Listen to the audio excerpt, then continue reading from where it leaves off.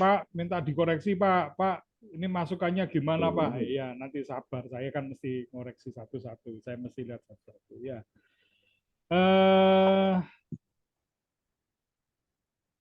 ya saya mau ini mumpung ada Pak Monang ya. Iya Pak. Pak Monang strategi penggembalaan ya, betul ya? Iya Pak, saya Penggembalaan. oret-oret lagi Pak. Kemarin tuh dimensinya apa ya Pak punya Bapak ya? Saya kok lupa ya. Karena dimensinya ini yang baru ini malah jadinya anu Pak, jadinya istilahnya itu jauh dari yang kemarin.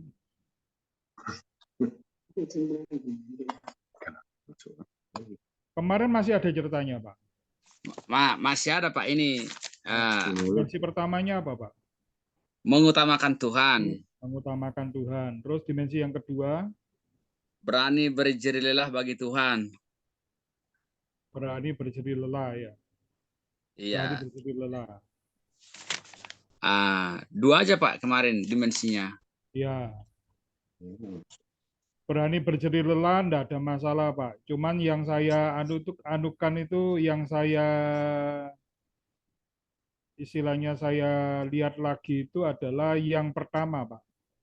Memberitakan Injil. Memberitakan Injil itu bukan strategi Pak. Memberitakan Injil itu kan dampak dari dan kewajibannya Paulus ya. Iya. Jadi bukan strategi. Nah, sedangkan yang kita ini kan strategi ya. Kalau dimensi yang ketiga itu Pak, bisa ya? Dimensi ketiga Berlaku itu ramah. Kan yang saya buat, yang saya revisi Pak, yang saya buat. Berlaku ramah itu kan gini Pak. Berlaku ramah itu apakah strategi? Kita tahu loh, Paulus itu bukan orang ramah loh, Paulus itu. Paulus itu justru orangnya temperamen banget Paulus.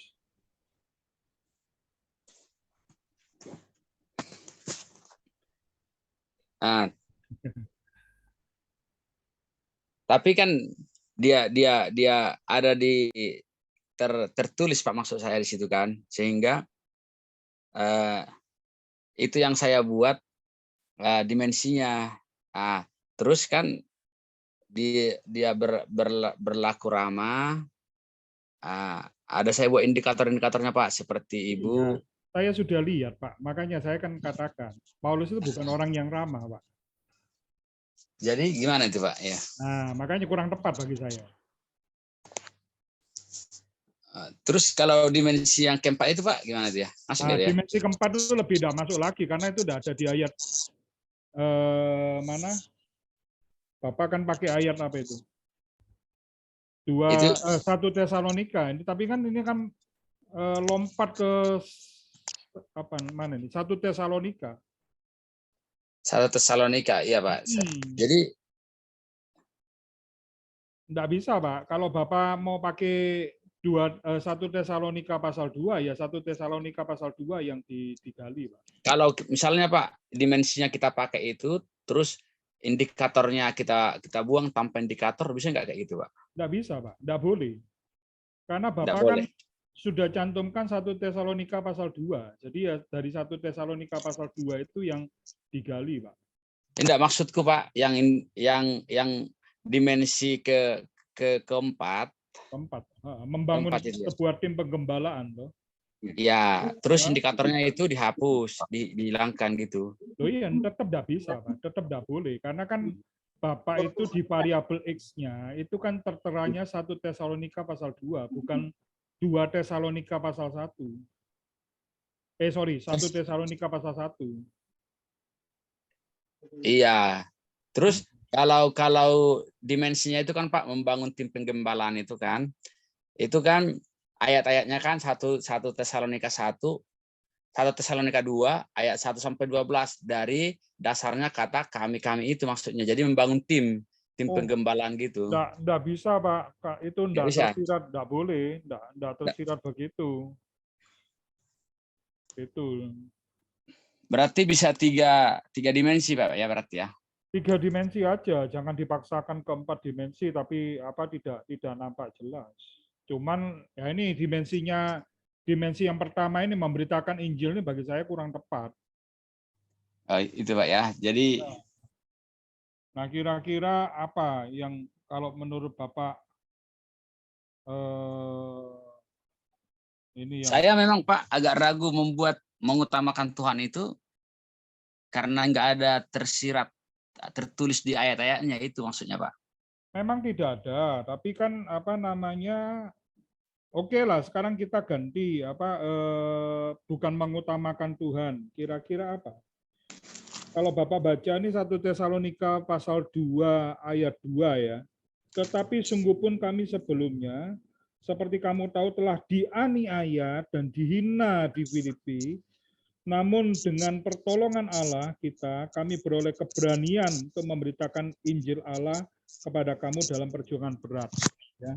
Jadi di situ yang mau ditekankan Paulus itu adalah dia dianiaya, dia dihina, bahkan dikatakan perjuangan berat, tapi dia tetap memberitakan Injil. Nah, kira-kira apa itu, Pak? Nah, itu dia nih. Nah, ya, makanya saya bimbing nih, Pak. Ya toh, dia dianiaya, dia dihina, terus dia apa? Dalam apa ini? Perjuangan yang berat, ya. Dia dalam perjuangan berat, tapi dia tetap apa? Istilahnya itu memberitakan Injil. Nah, itu apa, Pak? Bapak bisa kira-kira menyimpulkan Paulus apa ya? Gigi gitu Pak ya. Hah? Gigi gitu ya. Gigi ya. Gigi. Kata lainnya gigi? Semangat. Semangat. Gigi semangat ya. Tapi gigi semangat tuh kira-kira kalau kita lebih luaskan lagi bahas istilahnya apa ya? Berarti semangat melayani Tuhan. Ya, Semangat kamu nih, melayani Tuhan ya gitu Pak ya. betul. Ya, kamu semangat, kamu gigi. Kenapa kok apa istilahnya itu loh? Apa dia semangat itu berarti apa dia itu? Kok bisa semangat? Walaupun dalam kesulitan, dianiaya, dihina, dalam perjuangan berat. Jadi kalau misalkan ini saya katakan, oh Pak Monang itu luar biasa, ya toh dalam kondisinya yang apa serba misalkan mohon maaf ya, serba terbatas ya, serba kesulitan, tapi dia itu tetap melayani Tuhan loh. Nah, kira-kira berarti kalau dikatakan begitu orang Pak Monang ini orangnya gimana? Ya semangat gigi ya, tapi kira-kira apa yang lebih pas istilahnya?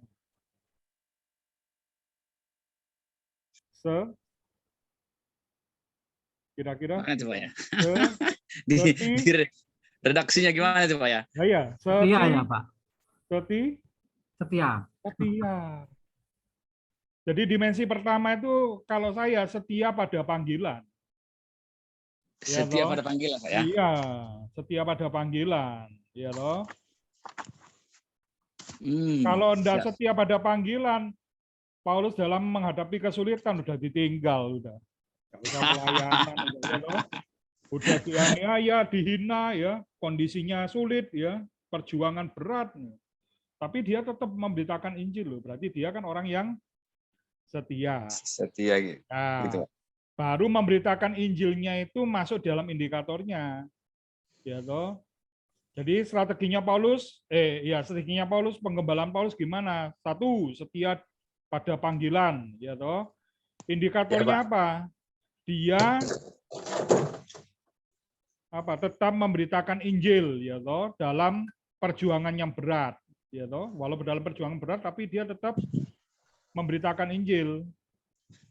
Ya Pak. Nah, satu lagi, selain dia tetap memberitakan Injil, ya toh, dia setia itu indikatornya apa kalau dikatakan setia? Dia rela dianiaya. Yang kedua, jadi rela dianiaya dan dihina. Jadi walaupun dia dianiaya, maka di sini katakan, tetapi sungguh pun kami sebelumnya seperti kamu tahu telah dianiaya dan dihina. Ya toh, ya dia rela, nggak apa-apa dianiaya, dihina aku. Yang penting aku tetap memberitakan Injil. Ya. Iya Pak. Makin dapat Pak ya. Terus indikator lain lagi coba dilihat di ayat 3 Pak. Bapak buka Alkitab atau HP, Bapak. Saya buka Alkitab, Pak. Oke, coba dibaca ayat 3-nya, Pak. Ayat 3 dikatakan, sebab nasihat kami tidak lahir dari kesesatan atau dari maksud yang tidak murni dan juga tidak disertai tipu daya. Ya. Jadi tidak lahir dari kesesatan atau dari maksud yang tidak murni. Berarti dia pengajarannya gimana, Pak? Pengajarannya Paulus. Berarti pengajarannya benar atau murni, Pak, gitu ya? Murni. Ya. Jadi setiap ada panggilan itu ditunjukkan dengan yang ketiga indikatornya menjaga kemurnian, nasihat, dan pengajaran. Menjaga kemurnian, Pak, ya? Ya, menjaga kemurnian, nasihat, dan pengajaran. Wah, makin dalam ini, Pak. Ini yang saya renung-renungkan, Pak. Bagaimana supaya, karena konteksnya ini kan, Pak, seperti ini, Pak. Konteksnya 1 Tesalonika ini, bahwa ada yang mengatakan kepada Paulus dan kawan-kawan bahwa mereka melayani itu untuk mencari loba. Nah, padahal dia katakan kan aku enggak mencari loba, aku tidak mencari keuntungan diriku sendiri. Kan nah, itu, Pak. Makanya pas sekali nih, Pak, ini. Jadi menjaga kemurnian nasihat dan pengajarannya. Ya. Ayat 3, Pak, ya. Ayat 3. Ya. Nah, terus dimensi yang kedua, berlaku ramah itu kan saya tadi ngomong Paulus orangnya enggak ramah, Pak. Jujur aja. Paulus orangnya kasar dalam tanda petik ya. Bukan kasar kayak Ahok gitu loh, Pak. Dia itu punya prinsip. Tapi ada tulisannya gini, Pak.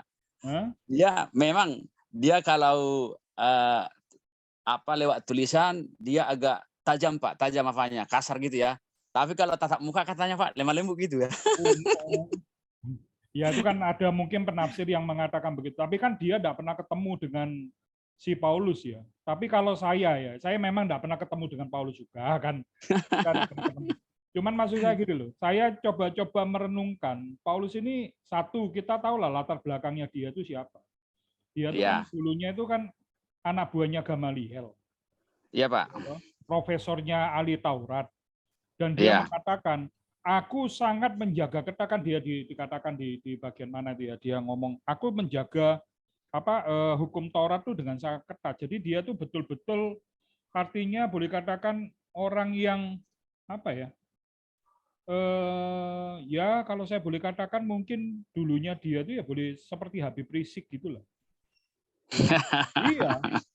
Kan merasa benar sendiri gitu kan ya. Bahkan dia sampai membunuh orang Kristen pun no problem bagi dia.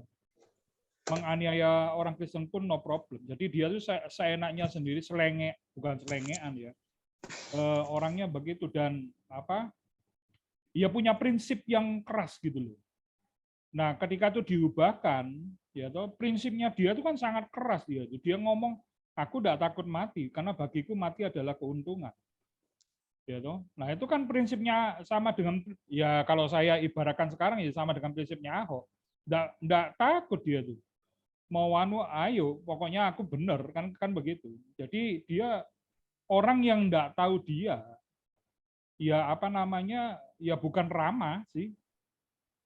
Gitu. Dia pembawanya dan saya memang pernah membaca salah satu saya lupa artikel atau di bukan konkordasi, ensiklopedia atau di mana tuh ya.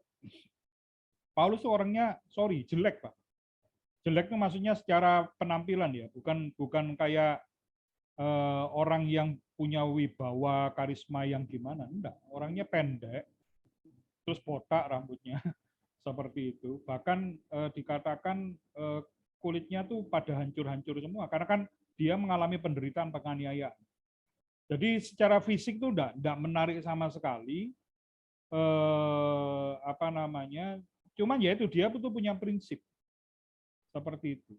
Jadi ya memang dia selalu mendorong ya jemaat-jemaat untuk berlaku ramah, kan ayat 7 mengatakan ya berlaku ramah seperti. Iya, Pak, ayat 7. Ya, tapi dia sendiri bukan tipe orang yang kalau orang enggak tahu sih enggak terlalu mungkin enggak istilahnya secara penampilan pertama ya penampakan pertama, penglihatan pertama itu enggak akan respect dengan Paulus. Tapi Pak, di ayat 7 ini kan seperti ini Pak dikatakan. Tetapi kami, berarti Paulus, Silwanus ada di situ, ada juga Timotius ya kan. Tetapi kami berlaku ramah di antara kamu. Iya. Sama seperti seorang ibu mengasuh dan merawat anaknya. Iya. Tapi itu kan indikator, Pak. Bukan anu. Kalau saya malah itu lebih mengarah ke indikator, dan dia berupaya untuk berlaku ramah kepada semua orang. Gitu loh. Nah, kalau saya mau dijadikan dimensi itu kan sifatnya lebih gede loh, Pak. Ya, Iya. indikator itu kan lebih mengerucut lagi, lebih kecil lagi gitu loh. Kalau saya lebih ke arah, kalau mau dijadikan dimensi itu ayat 4, Pak. Mana itu Pak? Ayat 4. Saya baca Pak ya, saya baca ya. Sebaliknya karena Allah telah menganggap kami layak untuk mempercayakan Injil kepada kami, karena itulah kami berbicara bukan untuk menyukakan manusia, melainkan untuk menyukakan Allah. Berarti kalau dia kalau dijadikan dimensi kira-kira apa nih? Istilahnya poin utamanya di dalam ayat ini apa? Menyukakan Allah Pak ya? Menyukakan Allah. Jadi kalau saya selalu berupaya menyukakan hati Allah. Nah itu indikatornya apa? Satu, dia tidak bermulut manis. Tahu ya Pak ya, bermulut manis ya? Iya Pak ya. Kalian ketemu kita itu bermulut manis. Di depan kita manis, tapi di belakang nusuk. Betul ya ya? Pak. Di belakang kita ngomong, mohon maaf nih ya, misalkan contoh aja. Wah kalau di depan kita, wah Pak Monang, Pak Bapak ini luar biasa, Pak terima kasih kot banyak Pak. Tapi di belakang ngomongnya, waduh apalah Pak Monang itu misalkan gitu. Banyak kayak gitu, sok-sokan anu apa hidupnya. Nah itu kan di belakang kita nusuk. Ya itu namanya bermulut manis Pak. Iya, ya Pak. Nah Paulus enggak mau begitu. Dia karena sudah tahu dia ini diselamatkan, dia memperoleh anugerah yang begitu besar, dia selalu berupaya menyukakan hati Allah. Dan itu diwujudkan dengan apa? Cara hidupnya. Cara hidupnya gimana? Dia tidak bermulut manis, tidak bermuka dua istilahnya seperti itu. Ya toh? Ya, berarti masuk ya. lagi Pak indikatornya, tidak mencari loba Pak gitu ya. Iya, yang itu indikatornya tidak ada masalah. Indikatornya tidak ada masalah. Mantap. Iya, itu sampai ini Pak masih masuk nggak ini Pak ya? Indikatornya ya, tidak mencari pujian manusia. Iya, masuk. Oke. Kan dia enggak cari pujian manusia, karena yang penting bagi dia apa? Aku menyukakan hati Allah. Ngapain aku cari pujian manusia kalau aku udah disenangi oleh Tuhan? Kan gitu kan? Aku lebih baik disenangi oleh Tuhan. Aku lebih baik menyukakan hati Tuhan walaupun aku nggak diseneng oleh manusia. Karena dia punya prinsip. Gitu loh. Makanya dia bilang, aku nggak cari pujian manusia. Manusia mau ngomong aku jelek ya, misalkan orang lain mau ngomong aku jelek, yang penting aku di hadapan Tuhan, aku baik. Gitu loh. Kemudian Pak, berlaku ramah ini pada semua orang berarti jadi indikator Pak ya? Jadikan indikator aja. Betul. Oke. Terus yang ini Pak, seperti seorang ibu mengasuh dan merawat anaknya. Iya, tidak apa-apa. Indikator masuk Pak ya? Oke, dia kan menggembalakan. Nah ini menarik, ini ada satu bukunya kalau Bapak nanti bisa ngambil ya, punyanya John Calvin Institution. Iya Pak. Itu di salah satu bukunya Calvin ngomong apa, gereja itu bagaikan seorang ibu yang istilahnya itu melahirkan dan membesarkan, ya istilahnya mengasuh ya dalam bahasa ini ya. Iya. Besarkan anaknya. Jadi judulnya apa Pak? Institusi. Siu, ya Pak ya. Nah, itu Calvin Pak ya. Ya, punyanya BPK Gunung Mulia. Wow, bagus sekali Pak itu kalau dapat. Ada itu pasti dijual itu, karena itu buku Calvin utama. Baik Pak. Ya, baik. itu punyanya BPK Gunung Mulia. Saya cari buku, ini. Tak tunjukin bukunya.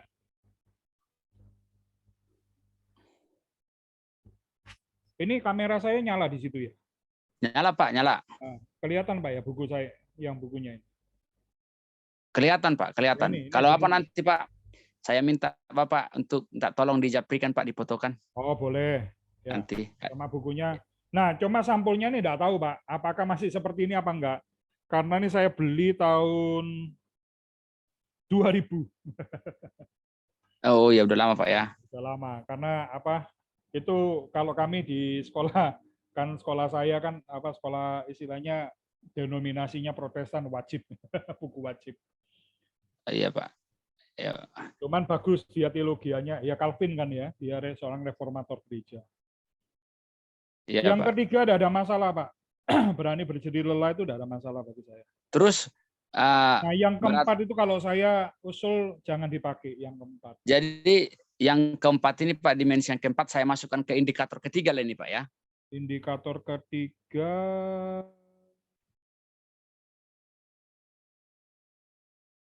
Atau saya hapus saja Pak. hapus saja, Pak. Hapus saja. Siap Pak. Siap. Ya. Siap. Wah udah makin mantap ini Pak. Nah, cuman begini Pak, yang indikator ketiga, dimensi ketiga, itu kan ada 2 indikator tuh. Iya ada 3 nih Pak. Hah? Saya buat. Saya tambah lagi Pak tadi Pak. Makanya saya oret-oret terus Pak. Saking semangatnya yang Pak. Terakhir saya yang terakhir saya pegang ini kan dimensinya berani berjadi lelah bagi Tuhan ayat 9. Iya. Oh iya betul 3 betul. Tidak menjadi beban bagi siapapun ayat 9 ya. Iya. Terus bekerja siang malam ya. Iya Pak. Nah, yang ketiga berarti indikator ketiga itu tambah kata selalu, Pak. Selalu Tambahkan apa Pak? Kata selalu. Oh. Selalu mendorong jemaat untuk hidup sesuai kehendak Tuhan. Oke Pak, oke selalu Pak ya. Ya, selalu mendorong jemaat untuk hidup sesuai kehendak Tuhan. Karena ayat 12 itu kan dikatakan dan meminta dengan sangat supaya kamu hidup sesuai. Jadi supaya kamu itu ada indikasi, ayo kamu didorong istilahnya, selalu didorong gitu untuk apa? Hidup sesuai dengan kehendak Tuhan. Wah, ini Pak. Saya senang Pak. Memang nampak Bapak dosen homiletika Pak. Tajam. Nah, ya apa kita belajar sama-sama Pak. Wah, khususnya Pak tadi saya indikator di dimensi pertama itu Pak, saya memang agak apa tadi ya. Ini udah tercover Pak, pengajaran apa menjaga kemurnian nasihat dan pengajaran. Itu kan seorang gembala Pak, harus dijaga. Iya. Iya. Nah, itu ada Indikatornya ini juga Pak. bukunya homiletik itu ada itu. Punyanya menjaga kemurnian ini. Sehingga saya punya Pak Hasan Sutanto ya. Homiletika judulnya. Jadi saya gimana Pak? Dengan adanya indikator yang menjaga kemurnian nasihat dan pengajaran ini Pak, saya merasakan nih, melihat nilai tesis saya nanti makin dalam Pak. Ya bukunya ini Pak, Pak Hasan Sutanto. Oh, ini alumni ST ini Pak ya, dosen ST ya? Bukan, dia alumninya Saat. Oh Saat Pak ya? Ya, Iya Saat. Pak. Dia dari Saat ya. Ya itu.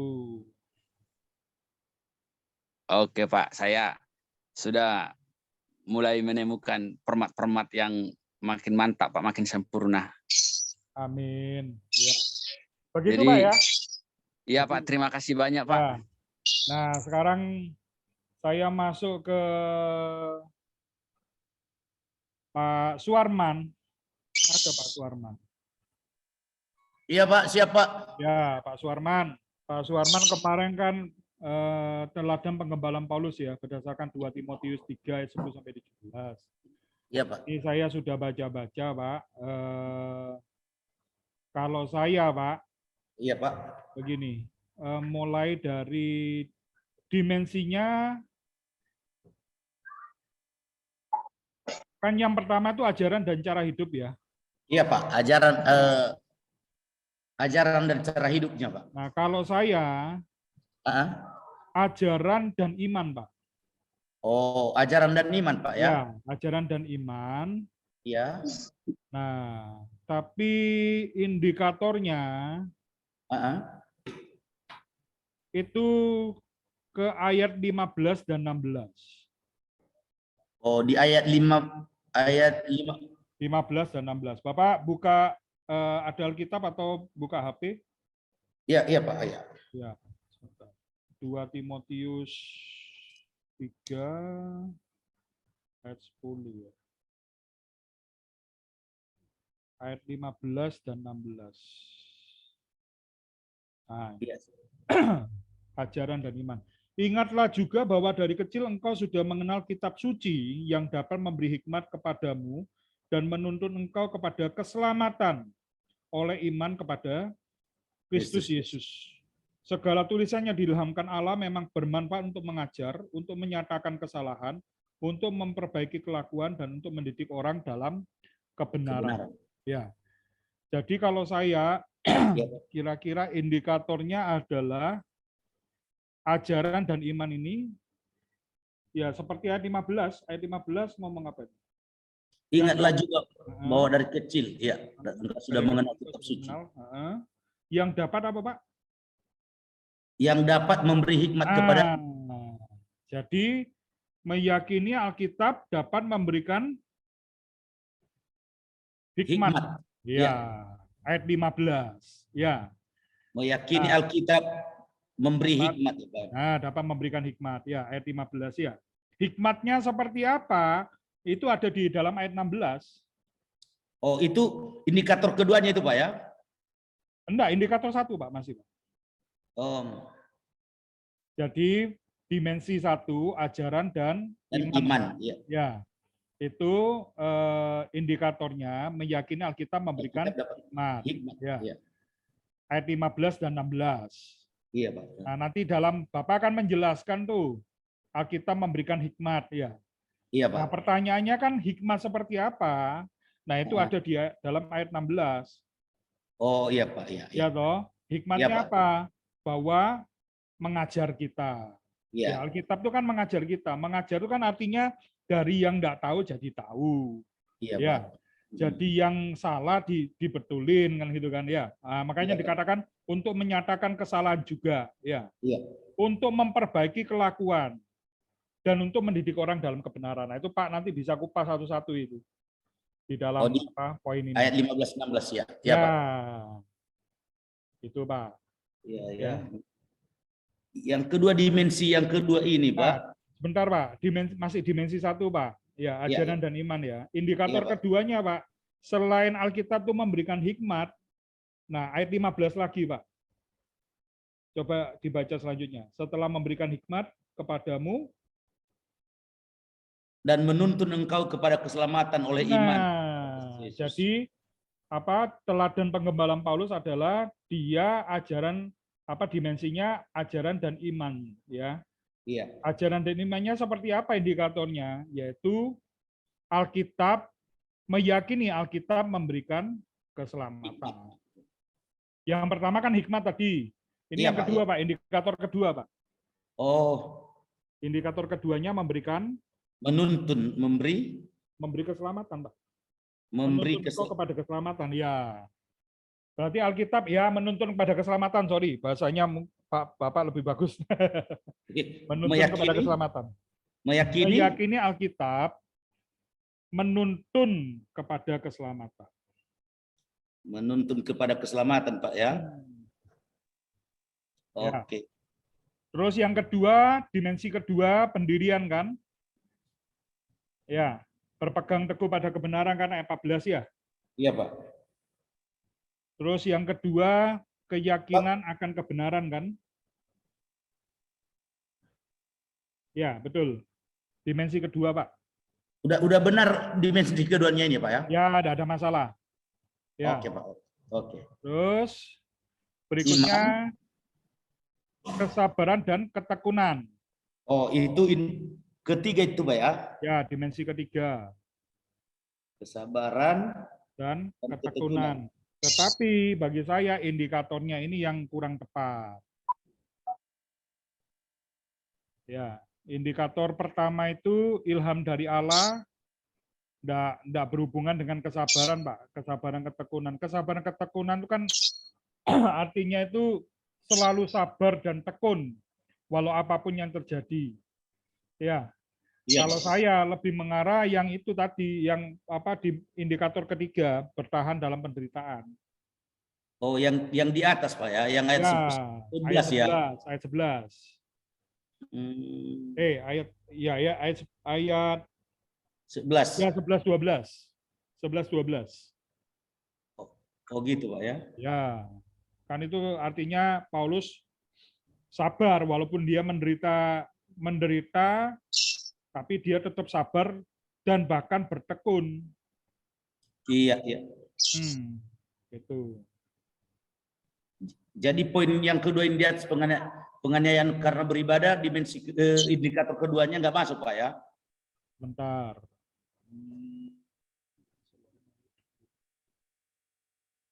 Nah, ini jangan salah mengartikan, Pak. Kalau ayat 12 di sana kan dikatakan memang setiap orang yang mau hidup beribadah. Ini bukan bicara tentang ibadah di sinagoge atau ibadah di tempat ibadah, Pak, bukan. Tapi mau hidup beribadah itu artinya dia mau menyerahkan hidupnya untuk Tuhan. Oh iya, ya, Pak. Iya kan? Iya, Pak. Ya, toh, itu kan bagian dari ibadah kita kan. Artinya Roma 12 ayat 2 itu, Pak. Iya toh? Iya, Pak. Iya toh? Apa persembahkanlah seluruh hidupmu kepada Tuhan ya toh, sebagai ibadah yang sejati itu, Pak. Ya. Nah, dalam konteks itu, Pak. Jadi Iya, Pak. Kalau saya ya bertahan dalam penderitaan dan penganiayaan. Terus, nah boleh nih Pak, kesabaran dan ketekunan. Yang kedua itu adalah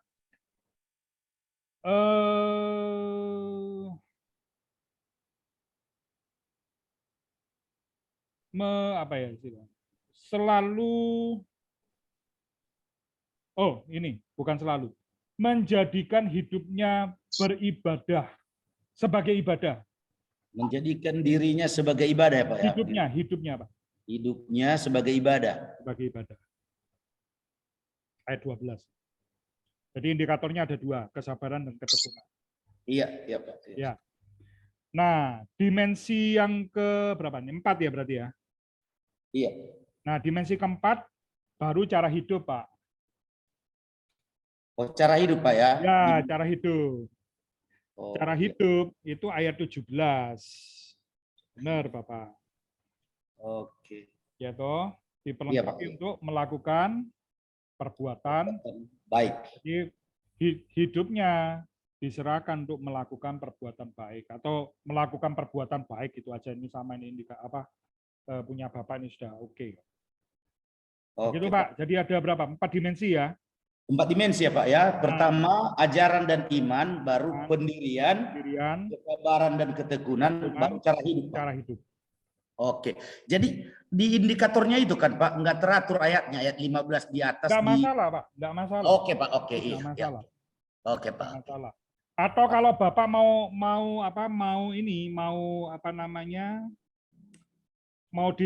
diteraturkan ya. Iya. Ya enggak apa-apa, dibalik aja, cari ayat yang paling kecil. Jadi ayat berapa nih ya tadi ya? Ayat paling kecil ayat berapa, Pak? Ayat 10. Ya. Iya, ayat 10. Nah, kesabaran ketekunan toh. Nah, Iya, berarti Pak. kesabaran ketekunan taruh di atas dulu, Pak. Oh. Ya. Dibuat nomor 1 ya, Pak ya? Hah? Dibuat nomor 1 yang nomor 2. Ya, dimensi pertama. Ya. Terus dimensi keduanya ayat yang ke berapa? 15-16 ya? Ajaran dan iman, Pak. Ajaran dan iman. Ayat 15-16 tadi. 15-16 ya. Iya, Pak. Pendirian tadi? Pendirian dulu dong, Pak.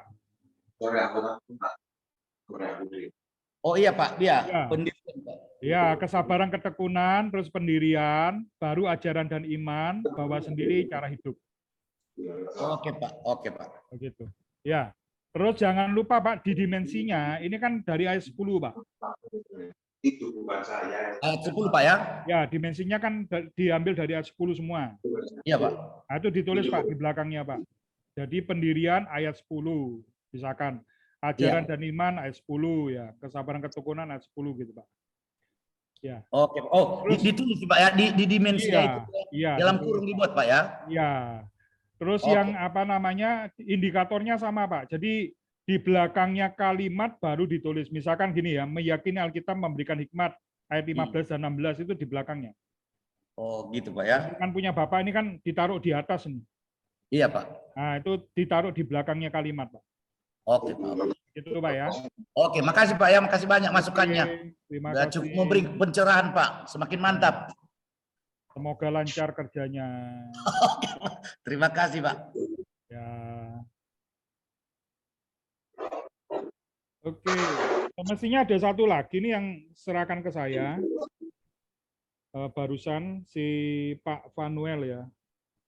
Saya Pak Vanuel ya, izin besok pagi mungkin ya, atau maksud saya besok sore ya. Iya Pak. Karena saya kan belum buka ini, saya mesti lihat dulu. Ya, mesti lihat dulu. Oke. Oh, ini mulai dari bab 1 ya? Enggak Pak, baru kisi-kisi aja Pak. Oh, kisi-kisi Artinya aja. belum kesentuh Pak. Oke, siap. Ya, Masih jadi, kasar. ya, saya mesti lihat dulu ya.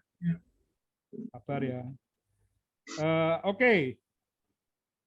Kemarin juga sebetulnya ada dari Bu Rani sama Bu Esther ya. Nanti sabar Bu Rani sama Bu Esther bisa privat sama saya. Bu Rani sama Bu Esther. Karena Pak. Di Jember masih Iya. iso. Pak, mohon maaf sebelumnya. Saya izin mungkin nanti jam 5 izin live dulu untuk persiapan ada gladi bersih. Siap. Ya. Saya juga ya Pak, izin. Izin, oke. Terima Oke, kasih, Pak. karena ini kedua rekan kita mau izin, saya masuk ke materi dulu aja deh ya. Izinkan saya minta izin juga untuk masuk ke materi dulu.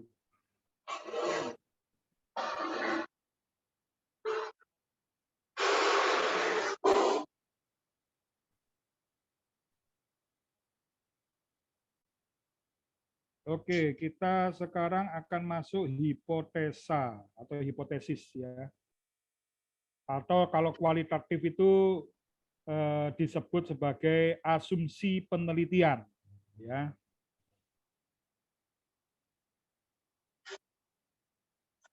Nah, apa hipotesis itu ya? Nah, kan bahasa lainnya tadi saya katakan kalau kuantitatif pakai hipotesis ya. Kalau kualitatif dia pakai asumsi penelitian istilahnya ya. Nah, jadi kalau dikatakan asumsi penelitian, maka ya dikatakan hipotesis adalah asumsi awal atau sementara ya. Mengapa dikatakan awal? Ya karena kan kita belum penelitian ini. Cuman kita diminta kira-kira apa sih yang mau kita buktiin gitu. Ya. Jadi hipotesis ini adalah hal atau adalah kalimat ya yang akan kita istilahnya buktikan di dalam penelitian kita. Ya, seperti itu.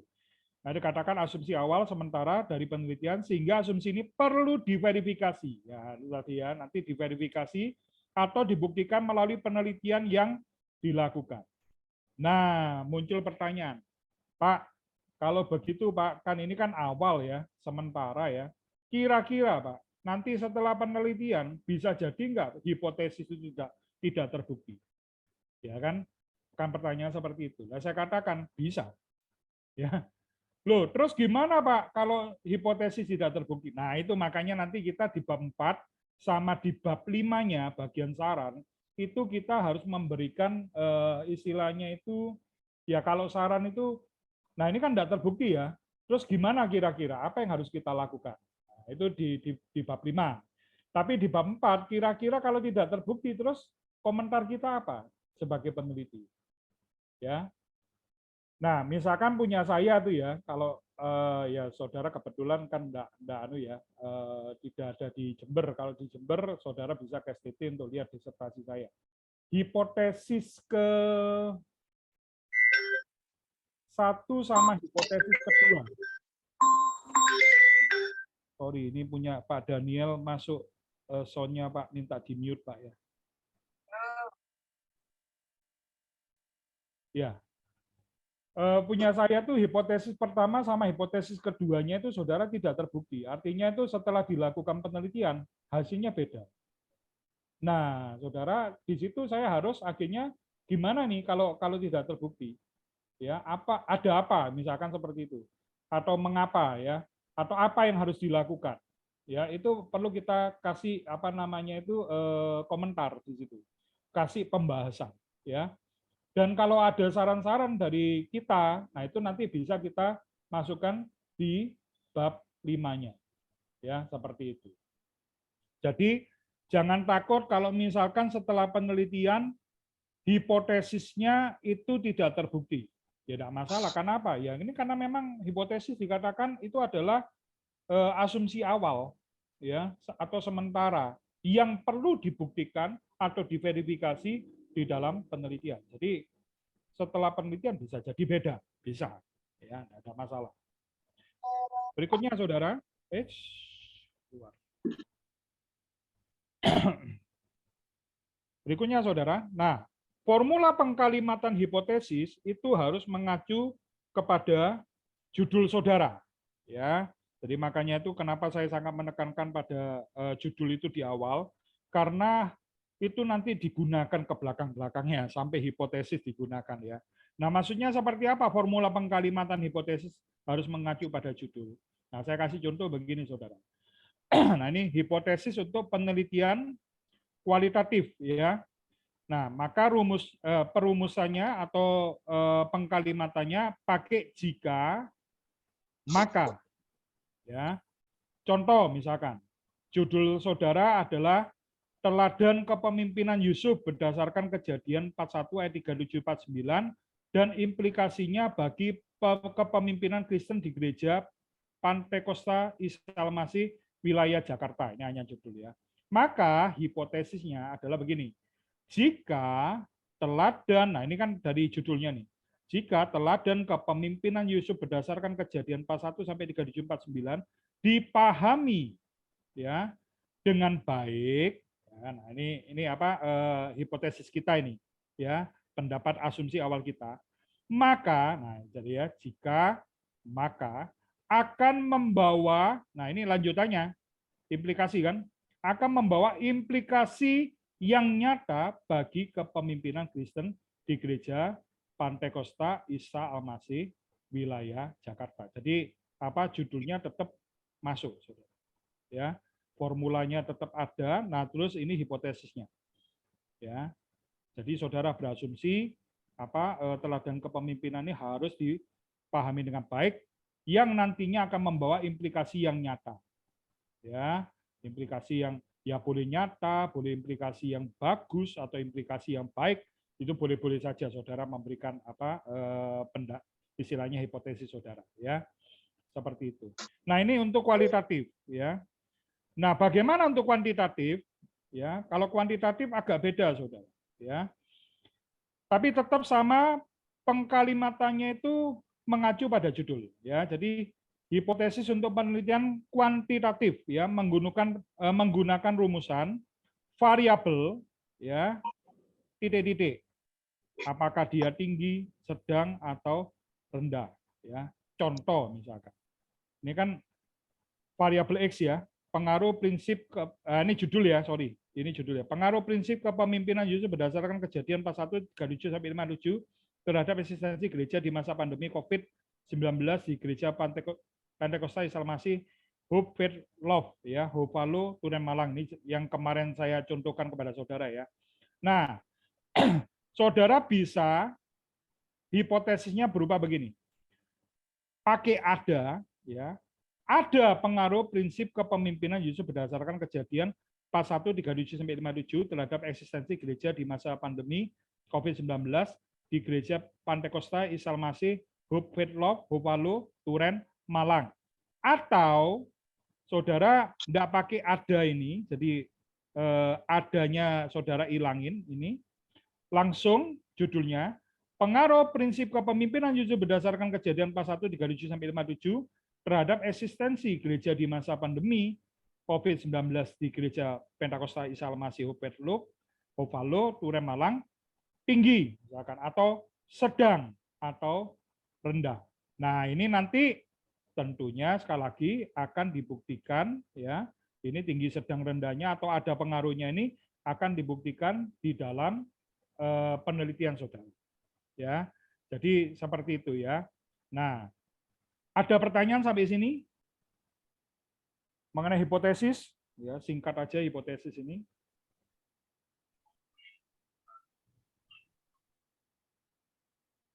Tidak ada? Saya ada nanya Pak Yud. Oh, monggo, Pak Gideon. Pak Yudi, saya belum bisa nangkap kalau kuantitatif ada H0, memang iya itu untuk dibuktikan dengan statistik ke H1. Tapi kalau di kualitatif ini nanti gimana anunya Pak, sambungannya membuktikan Kualitatif itu bukan membuktikan, Pak. Jadi kualitatif itu bukan membuktikan. Kalau membuktikan memang kuantitatif. Kalau kualitatif itu, ya sorry, mungkin bahasa saya kurang tepat ya. Membuktikan, tetapi kalau kualitatif itu hanya, bukan hanya, kita meminta pendapat orang lain. Jadi kalau kuantitatif, H0 itu mesti memang dibuktikan dengan H1, seperti itu. Memang ya, tapi kalau kualitatif itu kan hipotesis kita yang ini, yang umum ini, itu kita istilahnya itu lihat di lapangan. Apakah misalkan ini ya, teladan kepemimpinan Yusuf berdasarkan kejadian ini sudah dipahami, ya. Makanya kan bunyi hipotesisnya jika teladan kepemimpinan dipahami dengan baik. Nah ini kita ingin tahu apakah ini sudah dipahami. Nah, kalau dipahami dengan baik, logikanya akan membawa implikasi yang baik juga kan seperti itu. Nah itu yang akan kita lihat karena kan begini, kita tidak bisa lepas dari bab 1 kita latar belakang masalah. Karena di latar belakang masalah kan kita lihat, oh ada permasalahan ini mengenai kepemimpinan. Misalkan ini di Gereja Pentakosta ya, di GPIA misalkan. Ini sorry ya, saya bukan bermaksud justifikasi, ini cuma contoh aja. Ya, kita lihat, oh ada masalah kepemimpinan. Maka itu kita mencoba memberikan sumbangsi dengan apa? Kita melihat dari kehidupan Yusuf ya, teladan kepemimpinannya Yusuf berdasarkan kejadian misalkan pas 1 37 sampai 49. Ya. Nah, makanya kan nanti hipotesisnya adalah kalau ini dipahami dengan baik, logikanya harus ada implikasi yang baik juga gitu loh. Tapi ternyata kan di dalam pra penelitian kita misalkan melihat atau kita punya asumsi ada masalah kepemimpinan di GPIA ini. Nah, cuman itu perlu dibuktikan kan di dalam penelitian kita. Seperti itu. Ya, jadi itu yang akan kita buktikan di dalam penelitian kita. Begitu. Ini Pak Daniel ya tadi yang tanya.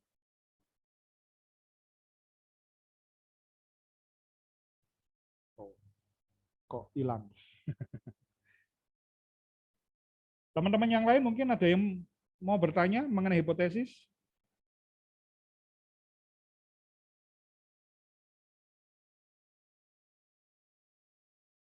Tidak ada? Kalau tidak ada, saudara, nah coba saudara sekarang otak-atik, saudara, ya. Nah, sekali lagi proyek nih, saudara. Saudara otak-atik mengenai hipotesis ya. Coba kalau penelitian saudara kualitatif pakai rumusan atau formula jika maka ya, jangan lupa judulnya. Kalau kuantitatif saudara coba ini pakai formula ada atau misalkan tinggi, sedang, rendah ya. Monggo saudara tulis saja di kertas ya hipotesis saudara, nanti setelah itu coba kita lihat saudara.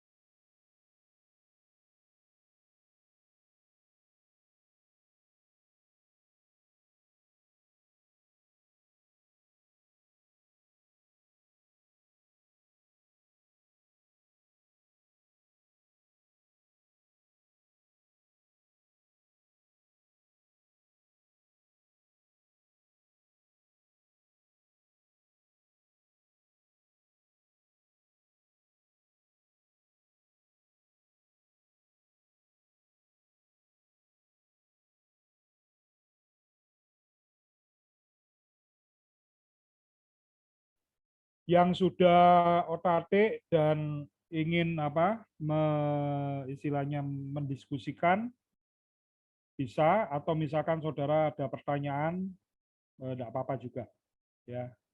Seperti biasa, saudara ya. Silakan. Sore Pak, Iya, Bu Mustika. izin tanya Pak. Ya, Pak Yudi, ini untuk rumusan variabel tuh untuk kuantitatif variabel apa ya Pak yang dipakai?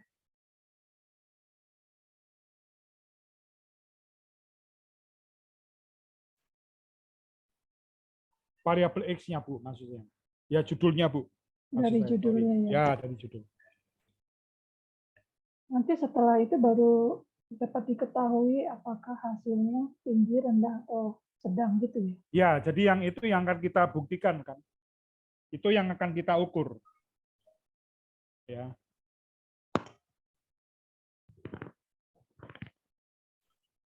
Nah, sebenarnya itu masih ada indikator-indikatornya. Bukan indikator, kategori, ya, kategori. Tapi kita pakai ini dulu sebagai latihan aja ya.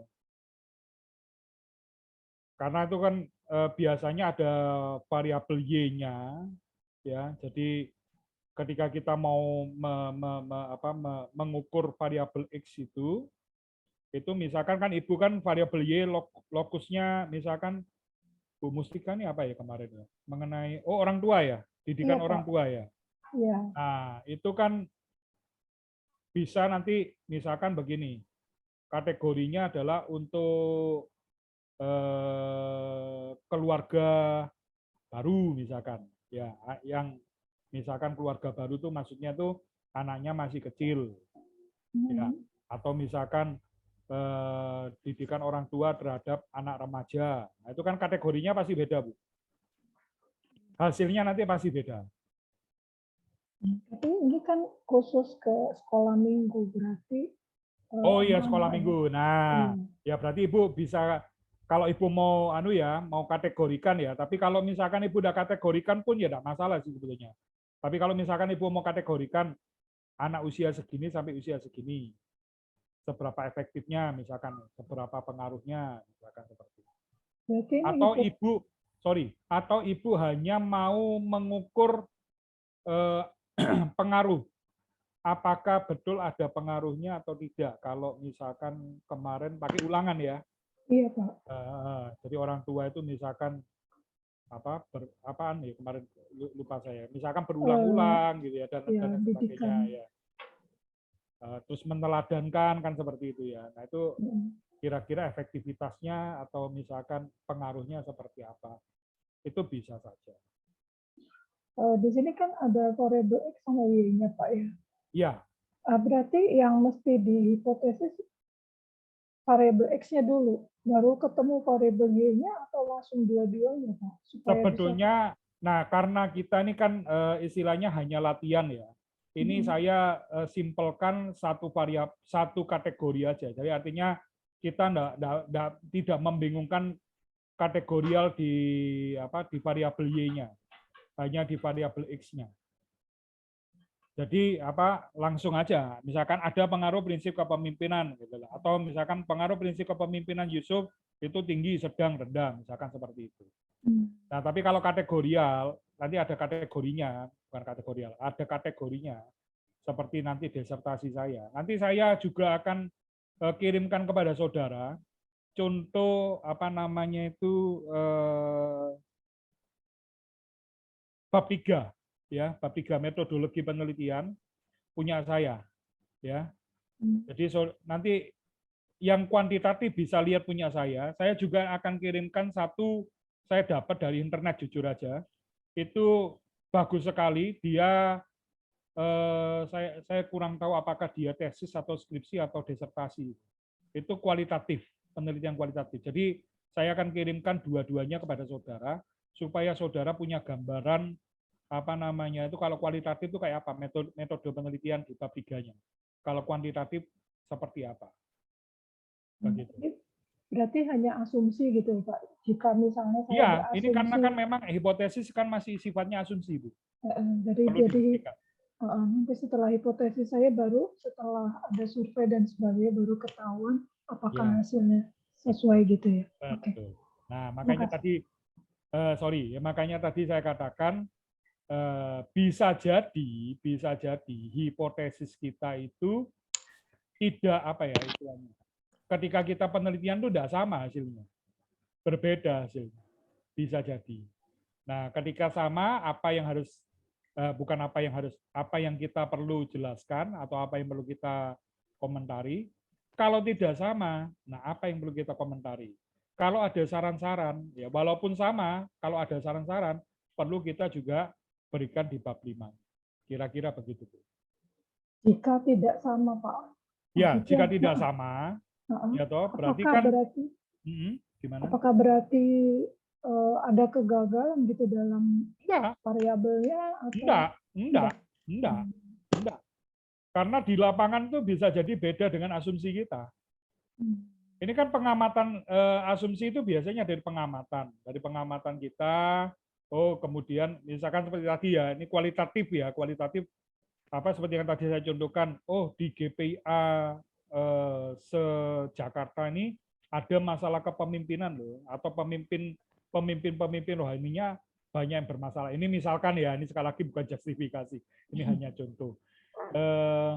Kemudian akhirnya kita mencoba menawarkan teladan kepemimpinan Yusuf berdasarkan kejadian 41, 37-49 sebagai antisipatif atau sebagai solutif untuk mengatasi masalah itu. Sehingga kemudian kan asumsi penelitian kita atau hipotesis kita, jika teladan kepemimpinan Yusuf berdasarkan kejadian 41, 37-49 dipahami dengan baik, maka akan membawa implikasi yang nyata atau implikasi yang baik bagi pemimpin atau kepemimpinan Kristen di Gereja Pantekosta Isa Masih wilayah Jakarta. Nah, tapi ini kan perlu diuji. Nah, tapi setelah kita pengujian misalkan, oh ternyata bagus kok, tidak ada masalah kok, ya berarti kan kita pra penelitiannya yang memang bisa terjadi kita hanya melihat sepintas ya, atau misalkan kita ada hal-hal yang miss ya, sehingga itu baru ketemu pada waktu kita penelitian. Nah, sehingga asumsi kita kan atau hipotesis kita kan berbeda. Nah, apakah gagal? Enggak ada gagal. Justru kita berhasil. Gitu loh. Berhasilnya apa? Walaupun hipotesisnya tidak sama loh ya. Ternyata kita bisa menemukan enggak ada masalah. Istilahnya begitu. Jadi bukan gagal atau tidak gagal di sini, Bu. Tetap pembuktian gitu ya. Iya, tetap artinya itu penelitian kita betul bisa berjalan. Iya, justru kan menghasilkan ini loh kenyataan. Oke. Ya, Pak. Terima kasih, Pak. Ya. Ya, kalau saya asumsikan dengan misalkan ini contoh aja ya. Yang sekarang rame itu kan ini metode cuci otaknya Dr. Terawan. Ya kan? Nah, itu kan lucunya di Indonesia tidak mau meneliti. Dia tidak tahu gara-gara gengsi atau apa mungkin ya. Pokoknya mereka kan tidak mau meneliti. Tapi ternyata di jurnal-jurnalnya luar sana itu terbukti. Gitu loh. Nah, harusnya bagi saya ya kita fair-fairan IDI ya Ikatan Dokter Indonesia harusnya ya melakukan penelitian dong. Gitu loh. Apakah asumsi mereka itu yang mungkin ya kan selama ini kan selalu dalam tanda petik dijelek-jelekan tuh Dokter Terawan. Ya katanya ndak ilmiah lah, ndak apa. Loh, apakah memang betul terbukti kan begitu kan? Harusnya IDI kan berani terbuka begitu untuk melakukan itu. Nah, baru dari situ hasilnya bagaimana? Bisa jadi ID-nya yang salah misalkan ya. Tapi bisa jadi juga jurnal-jurnal yang luar yang salah, kan begitu. Nah, tapi apakah gagal penelitian baik itu yang dilakukan dari luar ataupun yang dilakukan ID misalkan kalau mau meneliti? Ya enggak gagal, justru bisa sama-sama membuktikan siapa yang benar, siapa yang salah kan gitu kan. Kira-kira begitu, Bu. Oke, terima kasih ya. Pak ya. Pak Monang angkat tangan, monggo Pak Monang. Iya Pak, terima kasih Pak. Jadi saya buat hipotesisnya Pak, saya Iya. orator Pak. Silakan. Judul saya kan strategi penggembalaan Paulus terhadap pertumbuhan rohani jemaat berdasarkan 1 Tesalonika 2 ayat 1 sampai 12 Ya. dan implikasinya bagi gereja Pentakosta Isa Al-Masih Jehovah Jireh Batam. Nah, hipotesisnya Pak, jika strategi penggembalaan Paulus terhadap pertumbuhan rohani jemaat berdasarkan 1 Tesalonika 2 ayat 1 sampai 12 dipahami dengan baik, maka akan membawa implikasi yang nyata bagi pertumbuhan rohani jemaat di GPA Jehovah Jireh Batam. Itu kira-kira seperti itu Pak ya. 100. Gimana Pak? 100. Wah, haleluya. Haleluya. Berarti kan sudah jadi hipotesisnya kan? Jadi Pak, Ah, ya sudah. Hipotesisnya nanti itu yang ditulis di apa proposal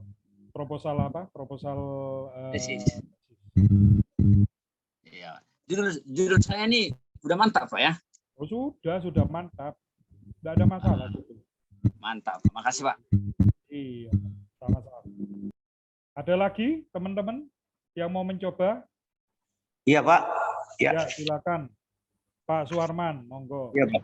Ya, jadi hipotesis dengan judul yang saya buat ini, Pak. Jika teladan penggembalaan Paulus berdasarkan 2 Timotius 3 ayat 10 sampai 17 dipahami dengan baik, maka akan membawa implikasi yang nyata bagi pertumbuhan iman di GPA Sibolga, Pak. 100. Itu aja sih, Pak. Iya, 100, Pak. Benar, Pak. Makasih, Pak. Sudah beres. Hipotesisnya udah jadi. Iya. Oke. Pak Daniel, apakah mau say something?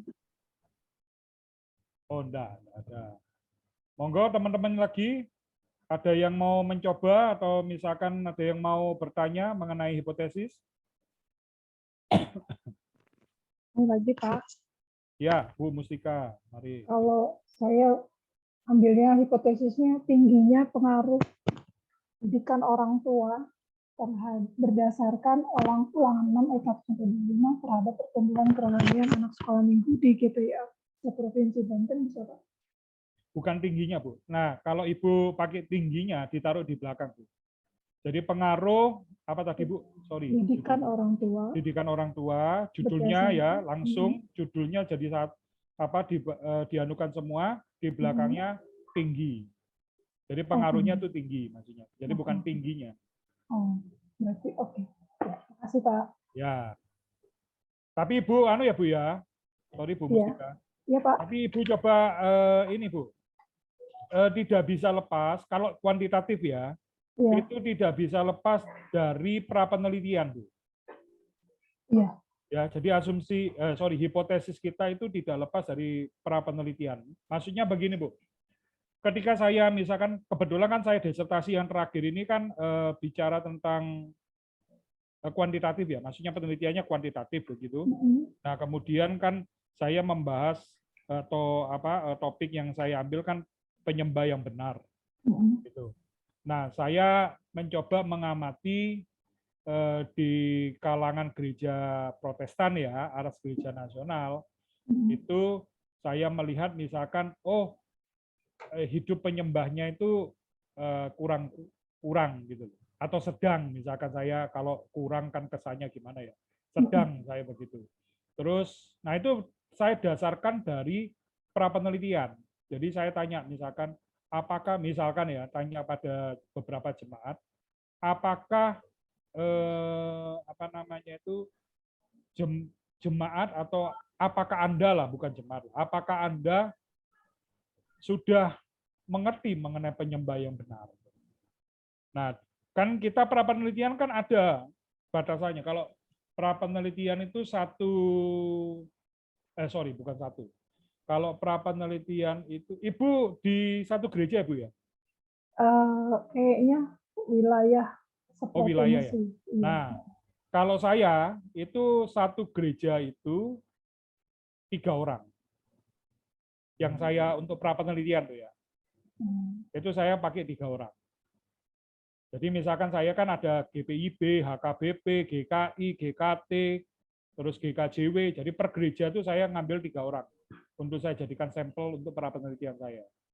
Dengan pertanyaan yang sama, Bu, ya, jangan berbeda-beda pertanyaannya, Bu. Pertanyaannya harus sama. Itu wawancara, Bu. Yang pertama wawancara untuk pra penelitian. Ya. Jadi ini buat teman-teman semua, untuk pra penelitian yang kuantitatif itu tetap wawancara, karena kita hanya mencoba melihat atau dalam tanda petik semacam membuktikan praduga kita benar apa tidak. Misalkan yaitu tadi kalau penyembah, apakah gerejanya sudah menjadi jemaatnya sudah menjadi penyembah atau belum, penyembah yang benar atau belum, seperti itu. Nah, baru nanti kan waktu penelitian sesungguhnya, ya, itu kita pakai angket, seperti itu. Nah, pertanyaannya seperti apa? Sebentar nanti di sesi kedua kita akan masuk mengenai bagaimana membuat pertanyaan. Ya. Oke, berarti harus melakukan pra penelitian sebelum membuat hipotesis, Pak. Ya, cuman ini kan karena kita masih latihan ya, jadi kita anukan dulu sementara. Kalau gitu untuk amannya mendingan saya pakai kata ada ya, Pak. Karena kan ada pengaruh berarti. Boleh. Ada pengaruh. Ya, tidak masalah. Nggak masalah ya. Ada pengaruh didikan orang tua berdasarkan ini terhadap pertumbuhan kerohanian anak. Ya. Jadi nggak perlu dijelaskan tinggi atau rendah, tapi ada pengaruh. Ya, karena nanti itu mesti memang mesti pra penelitian dulu. Iya. Jadi maksud saya begini, ada 2 formula. Formula pertama itu pakai ada tadi, atau formula keduanya adanya itu dihilangin, jadi judul dulu, baru belakangnya tinggi, sedang, atau rendah. Begitu. Nah, tapi itu nanti memang perlu pra penelitian dulu. Pra penelitian. Gitu.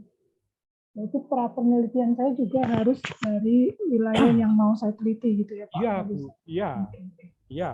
Kalau Ibu jadi misalkan tadi Jabodetabek ya Bu ya? Bukan ya? Seprovinsi Banten. Seprovinsi Banten ya. Nah, berarti Ibu harus istilahnya melakukan pra penelitian GPIA seprovinsi Banten. Jadi kalau misalkan ada 5 gereja atau 10 gereja, 10 gerejanya itu di pra penelitian. Oke. Makasih Pak. Ya, sama-sama. Silakan teman-teman yang lain, apakah ada?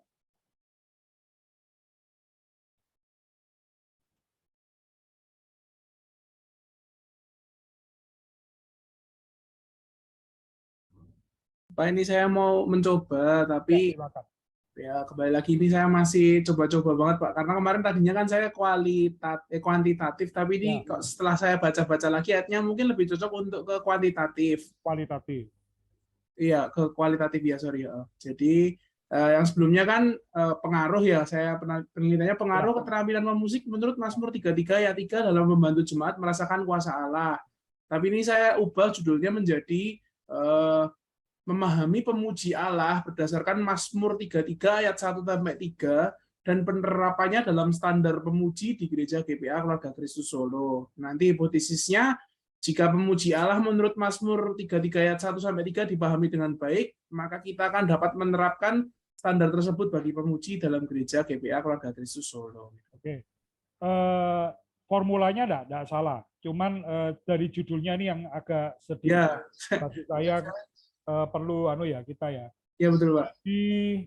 Tadi sorry, bisa disebutkan lagi.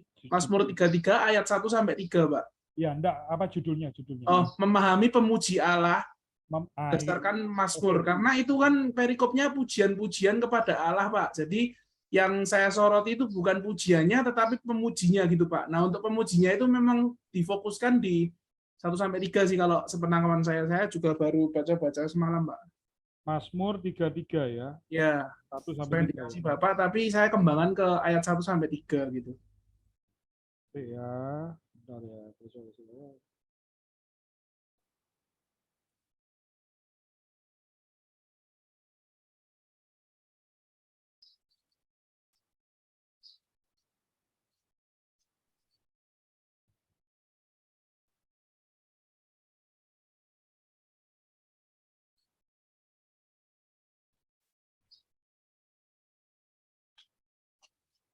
tadi apa? Pakai pemuji ya. Ya, pemuji, Pak. Saya cuma bikin kalimat apa jadi pelakunya dari puji-pujian kan pemuji gitu ya, Pak ya. Nggak tahu Pelaku dari tepat atau enggak. puji-pujian. Pelaku puji-pujian tersebut kan disebut pemuji gitu. Yang memberi. Kira-kira ya, dalam bayangannya Pak Vanuel ini, pemuji itu kalau dalam konteks sekarang tuh siapa kira-kira? Tim praise and worship, Pak, bagian depan, Pak. Tim praise and worship. Ya. Jadi mulai dari WL, Ya, singer, tim musik, WL, singer ya. pemusik ya, terus Ya. apa? Tamborin. Tamborin bisa, Pak, termasuk, Pak, di kalau menurut Mas Nur itu tadi juga saya masukkan juga tamborin, Pak ya. Ya. Oke, jadi itu ya. Apa judulnya? Sorry, memahami pemuji Allah berdasarkan Mazmur 33 ayat 1 sampai 3. Memahami tentang pemuji Allah.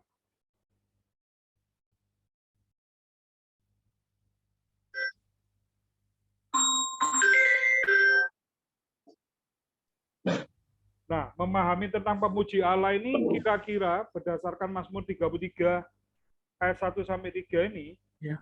Kalau dalam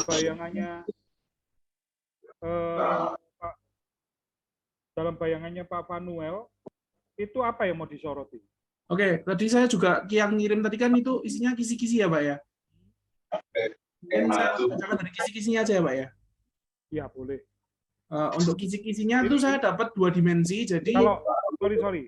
Ya. Kalau misalkan di share screen, apakah berkenan, Bro? Oh, berkenan, Pak. Boleh, Pak. Tak tutup dulu ya. Ini bisa kelihatan. Ini, Pak, ya. Untuk kisi-kisinya. Tadi pertamanya tuh saya judulnya gini, Pak. Apa pemuji yang baik di hadapan Allah, tapi kok kayaknya itu kayak terlalu memaksa gitu, Pak. Tadinya saya judulnya gini jadi, Pak.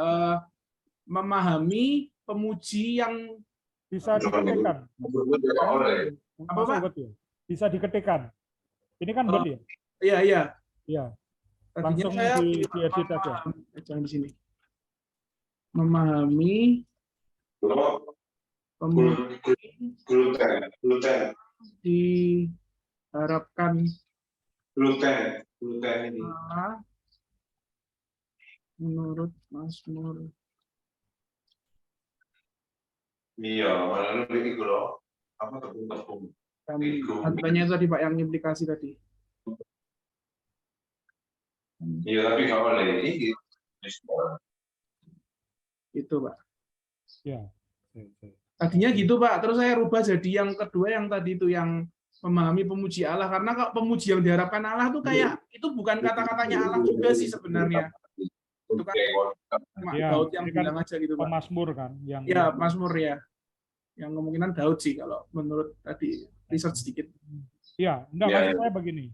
Yang mau diulas atau diteliti nanti itu apanya dari pemuji?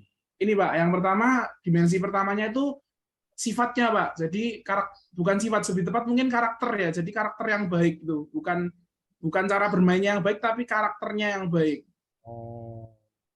Oke. Pemuji dengan karakter yang baik, nanti indikatornya itu pemuji yang benar di hadapan Tuhan itu ada di ayat 1, terus pemuji yang jujur di hadapan Tuhan, tapi jujur ini tadi saya coba cari arti kata aslinya tuh lebih kayak tadi apa ya tadi? Pure. Straight gitu, Pak, kalau nggak salah di bahasa Inggris tadi ketemunya.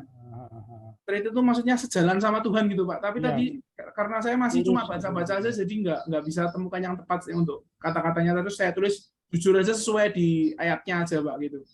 Untuk indikatornya itu untuk karakter yang baiknya, untuk skill yang baiknya, masuk kayak 2 dan 3 itu ada pemuji yang menggunakan alat musik, itu sesuai ayat 2, terus pemuji yang memiliki kemampuan bermain yang baik, itu seperti yang dibilang Bapak yang ayat 3, terus pemuji yang memuji dengan teriakan sukacita, ini di ayat ketiga, Pak.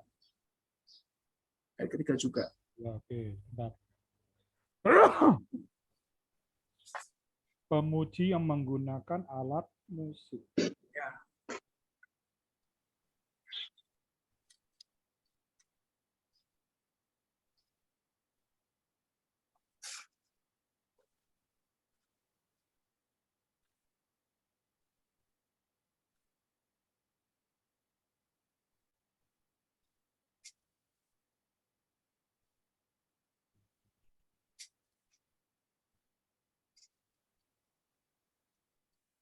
Ya.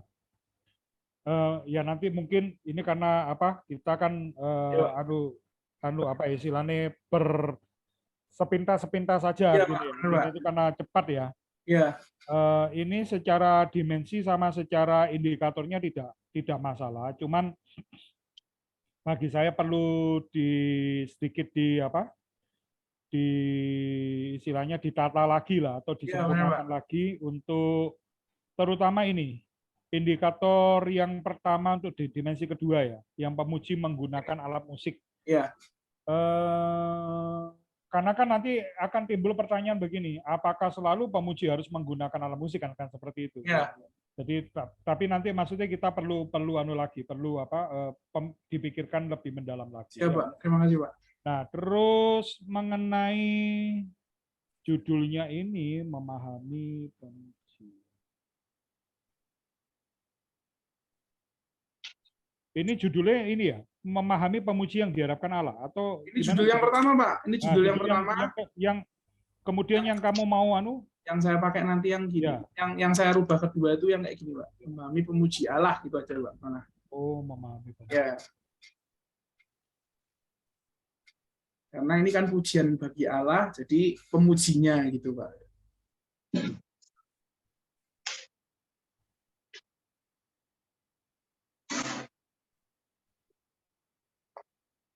Sorry, yang pertama tadi kamu alasannya kenapa kok pakai diharapkan Allah? Karena kayaknya bukan Allah juga yang mengharapkan itu, Pak. Itu kayak Oh ya, kan ya, itu menjadi alasanmu kamu karena itu bukan kata-kata Allah atau suara Tuhan atau suara Allah itu, Pak. Itu kan cuma mazmur aja gitu, Pak. Enggak, maksudku gini. Itu kan yang menjadi alasanmu sehingga kamu milih apa yang kedua kan? Iya, betul, Pak. Saya ganti yang kedua. Yang pertama itu karena apa? Kok muncul yang diharapkan Allah itu karena apa? Karena itu pujian-pujian kepada Allah ya. Saya berpikirnya bahwa pujian-pujian kepada Allah berarti kan 3 ayat pertama itu kan kayak menunjukkan lebih kayak menunjukkan gini loh, Tuhan Allahmu tuh suka kalau dipuji dengan cara yang seperti ini gitu, Pak. Ya. Makanya saya munculkan kata diharapkan Allah itu dari situ, Pak. Kalau saya usul ya. Ya. Karena kalau kedua ini, kalau yang kamu pakai kedua ini memahami pemuji Allah, itu kan nanti muncul pertanyaan. Seperti yang saya tanyakan, apa dari pemuji Allah yang kamu mau bahas kan seperti itu. Ya. Nah, padahal kalau aku lihat dari dimensi yang Pak Panuel buat, itu kan ada 2 ya. Itu mungkin bukan sifat ya, karakter kali ya. Karakter lebih tepat karakter, Pak. Iya. Aja ya. Karakter. Terus yang kedua kan berkaitan dengan kemampuan. Kemampuan, ya. Ya. Nah, jadi kalau aku lebih condong ini memahami hakikat. Oh iya, pemuji Allah. Hakikat pemuji Allah. Jadi hakikatnya seperti apa? Dimensinya ada 2. Betul, Pak. Karakternya baik, kemampuannya baik. Kemampuannya baik. Nah, itu diindikasikan dengan apa? Oh, kalau dia karakternya baik, dia benar, ya hidup benar. Pemuji yang ya benar atau hidupnya benar, boleh ya. Terus kedua yang jujur di hadapan Tuhan, ya seperti itu ya. Terus yang kedua, kalau dikatakan pemuji dengan kemampuan yang baik, itu seperti apa? Oh,